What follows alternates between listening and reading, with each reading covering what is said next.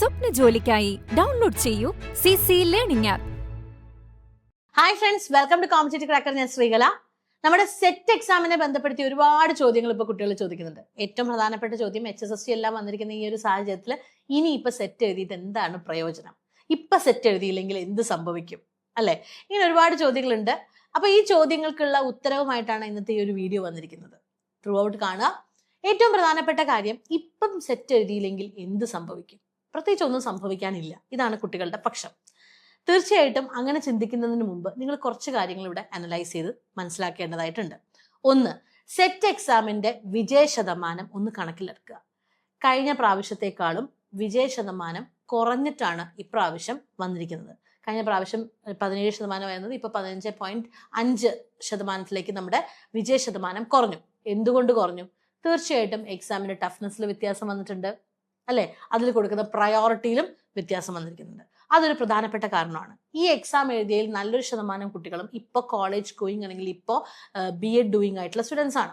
അപ്പൊ അവരെ സംബന്ധിച്ചിടത്തോളം ഇതിനെ ഒരു കേറ്റഡ് എക്സാം നമ്മൾ കോളേജിൽ പഠിക്കുന്ന സമയത്ത് എഴുതിയെടുക്കുന്നത് പോലെ വളരെ ഈസി ആയിട്ട് ചെയ്യേണ്ട ഒരു കാര്യമാണ് സെറ്റ് എക്സാം. എന്നാൽ ഇപ്രാവശ്യത്തെ വിജയ ശതമാനം അനലൈസ് ചെയ്തെന്ന് മനസ്സിലായത് ഏറ്റവും കൂടുതൽ അത് നഷ്ടപ്പെട്ടിരിക്കുന്നത് ഈ പഠിച്ചുകൊണ്ടിരുന്ന എക്സാം എഴുതുന്ന കുട്ടികൾക്കാണ്. എന്തുകൊണ്ടാണ്? മറ്റൊന്നും കൊണ്ടല്ല, ആ ഒരു എക്സാമിന്റെ ടഫ്നെസ്സും പാറ്റേണിലും വന്നിരിക്കുന്ന ചേഞ്ച് അതൊരു വലിയ പ്രാധാന്യം അർഹിക്കുന്ന ഘടകം തന്നെയാണ്. ഓരോ പ്രാവശ്യവും വിജയ ശതമാനം കുറഞ്ഞുകൊണ്ടിരിക്കുന്നു, എക്സാമിന്റെ ടഫ്നെസ് മാറിക്കൊണ്ടിരിക്കുന്നു, എക്സാമിന്റെ പാറ്റേണിൽ എന്തെല്ലാം ഫർദർ ചേഞ്ചസ് വരാം. നിങ്ങൾക്ക് എല്ലാവർക്കും അറിയുന്ന ഒരു കാര്യമാണ്, ഡിഗ്രി എക്സാംസ് അല്ലെങ്കിൽ ഡിഗ്രി ആയിക്കോട്ടെ whatever PSC നടത്തുന്ന 10th level 12th level degree level എക്സാംസിന് 2 ടയറിലാണ് എക്സാം നടക്കുന്നത്. പ്രിലിമിനറി എക്സാം ഉണ്ട്, മെയിൻ എക്സാം ഉണ്ട്. എന്തുകൊണ്ട് അധ്യാപകരുടെ എക്സാമിന് ഈ ടയേഴ്സ് ഓഫ് എക്സാംസ് ഇല്ല? മറ്റൊന്നും കൊണ്ടല്ല, അവർ ഓൾറെഡി ഒരു ക്വാളിഫയിങ് എക്സാം കഴിഞ്ഞ് വരുന്നവരാണ്. സോ ഈ ക്വാളിഫയിങ് എക്സാം എന്ന് പറയുന്നത് നമ്മുടെ പ്രിലിമിനറി എക്സാമിന് തുല്യമായിട്ടുള്ളൊരു കാര്യമാണ്. സോ അവിടെ എന്തുകൊണ്ട് നാളെ നെഗറ്റീവ് മാർക്കിംഗ് വന്നുകൂടാ? സിലബസ് മാറിയിട്ട് കുറച്ചധികം വർഷങ്ങളായി.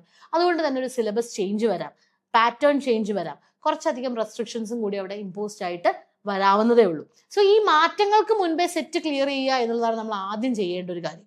ഇപ്പം കോടതി വിധി റീസെന്റ് വന്നു, അല്ലെ? LPSC UPSC ബന്ധപ്പെട്ട് കോടതി വിധി റീസെന്റ് വന്നപ്പോൾ നമ്മൾ അതിൽ നിന്നും പറയുന്ന ഒരു സെന്റൻസ് എന്താണ്? കേറ്റഡ് കാറ്റഗറി 2 ഉണ്ടെങ്കിൽ നിങ്ങൾക്ക് UPSC എഴുതാൻ പറ്റുള്ളൂ. അതല്ല അവിടെ നമ്മൾ മനസ്സിലാക്കേണ്ട പോയിന്റ്. അവിടെ നമ്മൾ മനസ്സിലാക്കേണ്ട പോയിന്റ് എന്താണ്? നമ്മൾ കൃത്യമായിട്ട് പഠിച്ചില്ല എങ്കിൽ, അതായത് നമ്മൾ നമ്മളുടേതായിട്ടുള്ള എഡ്യൂക്കേഷൻ ക്വാളിഫിക്കേഷൻ ക്ലിയർ ചെയ്തില്ല എങ്കിൽ ഒരു പ്രയോജനമില്ല. നിങ്ങൾ HSSC ആഗ്രഹിക്കുന്ന ഒരു കാൻഡിഡേറ്റ് ആണ് എങ്കിൽ എന്തുകൊണ്ട് സെറ്റ് തന്നെ ക്ലിയർ ചെയ്യണം, നമുക്ക് PhD പോരെ എന്നൊക്കെ ചിന്തിക്കുന്നവരോട് അതത് യോഗ്യതകൾ വേണം എന്നൊരു നിബന്ധനയിലേക്കാണ് സിസ്റ്റം മാറിക്കൊണ്ടിരിക്കുന്നത്.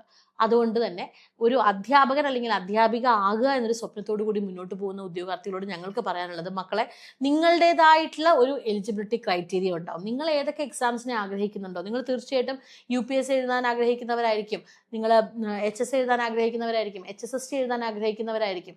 അതിന് തുല്യമായിട്ടുള്ള യോഗ്യതകൾ നിങ്ങൾ നേടിയെടുക്കുക. നമ്മൾ 2 ഡയറക്ഷനിലും പറയണം. സെറ്റ് നിർബന്ധമാണ്, സെറ്റ് നിങ്ങൾ എഴുതിയെടുത്താൽ മാത്രമേ HSSC എഴുതാൻ പറ്റുള്ളൂ എന്ന് ചിന്തിക്കുക. അതേപോലെ തന്നെ കേറ്റഡ് സെറ്റ് ഉള്ളത് കൊണ്ട് നിങ്ങൾ K3 എഴുതിയെടുക്കാതിരിക്കരുത്. കാരണം അടുത്ത വർഷം വരാൻ പോകുന്ന വിജ്ഞാപനമാണ് കേറ്റഡ് കാറ്റഗറി അല്ലെങ്കിൽ HSA എന്ന് പറയുന്നത്. അവിടെ K3 നിർബന്ധമാവും. അപ്പോൾ സെറ്റിൽ മാത്രമല്ല, എല്ലാ ഒരു ക്വാളിഫയിങ് എക്സാംസിന്റെ തലത്തിൽ നിന്ന് നോക്കുകയാണെങ്കിൽ നിങ്ങൾക്ക് അനുയോജ്യമായിട്ടുള്ള നിങ്ങളുടെ എലിജിബിലിറ്റി അനുസരിച്ചുള്ള ഏതെല്ലാം ക്വാളിഫയിങ് എക്സാംസ് നിങ്ങൾക്ക് ക്ലിയർ ചെയ്യാമോ അതെല്ലാം നിങ്ങൾ ക്ലിയർ ചെയ്യണം.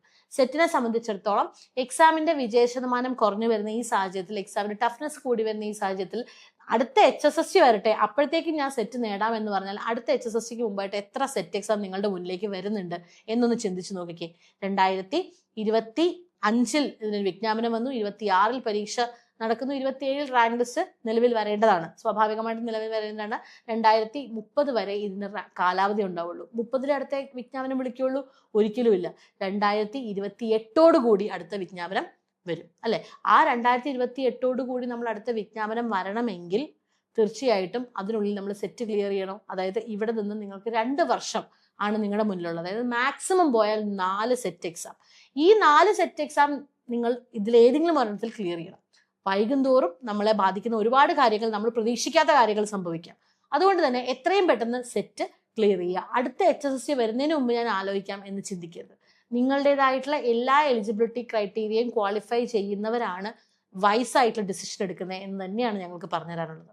സോ സെറ്റ് നിങ്ങൾ ക്ലിയർ ചെയ്തിട്ടില്ല അല്ലെങ്കിൽ ക്ലിയർ ചെയ്യാൻ പറ്റിയിട്ടില്ല എങ്കിൽ എത്രയും പെട്ടെന്ന് ക്ലിയർ ചെയ്യുക. നിങ്ങൾക്ക് ഏതൊക്കെ ക്വാളിഫയിങ് എക്സാംസ് ക്ലിയർ ചെയ്യാൻ പറ്റുമോ അതെല്ലാം ക്ലിയർ ചെയ്യുക, പ്രത്യേകിച്ച് സെറ്റ്.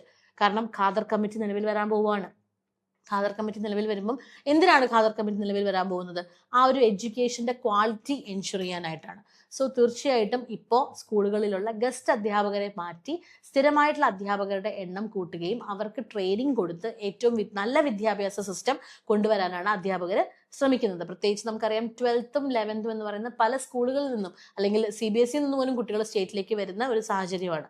അപ്പൊ അവിടെ ഡിവിഷൻസ് കൂടും, അധ്യാപകരുടെ നീഡ് കൂടും. അപ്പൊ ഗസ്റ്റ് എന്ന് പറയുന്ന ആ ഒരു സിസ്റ്റം മാറി ഖാദർ കമ്മിറ്റി ഇംപ്ലിമെന്റ് ചെയ്യുന്നതോടുകൂടി സ്ഥിരം അധ്യാപകർ വരികയും അവർക്ക് നെസസറി ട്രെയിനിങ് കൊടുക്കുകയും ചെയ്യണം.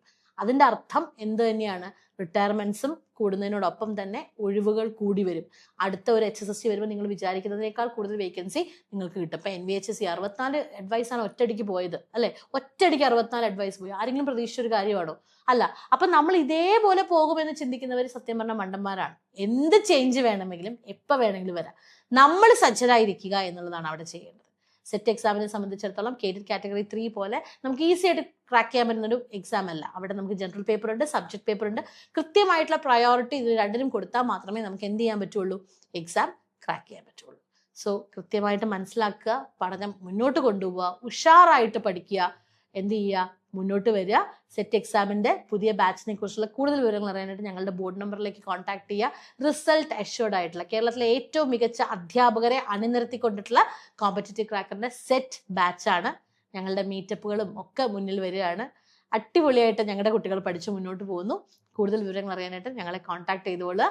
എത്രയും പെട്ടെന്ന് ജോയിൻ ചെയ്യുക, പഠിച്ച് മുന്നോട്ട് പോവുക. ഓക്കെ, നമ്മൾ റെഡി ആയിട്ടിരിക്കുക എന്ത് വന്നാലും മുന്നോട്ട് പോകാനായിട്ട്. കൂടുതൽ വിവരങ്ങൾക്കായിട്ട് കോൺടാക്ട് ചെയ്യുക. CC ലേണിംഗ് ആപ്പ് ഡൗൺലോഡ് ചെയ്യുക. ചാനൽ ആദ്യമായിട്ടാണ് കാണുന്നതെങ്കിൽ സബ്സ്ക്രൈബ് ചെയ്യുക, ഷെയർ ചെയ്യുക. ഫ്രീ ഗ്രൂപ്പുകളുടെ ലിങ്ക് നിങ്ങൾക്ക് അവൈലബിൾ ആണ്, ജോയിൻ ചെയ്യുക. ഏതൊരു അപ്ഡേഷൻ നിങ്ങളിലേക്ക് എത്രയും പെട്ടെന്ന് എത്തുന്നതായിരിക്കും. വീണ്ടും നമുക്ക് കാണാം മറ്റൊരു വീഡിയോയിലൂടെ. Thank you so much.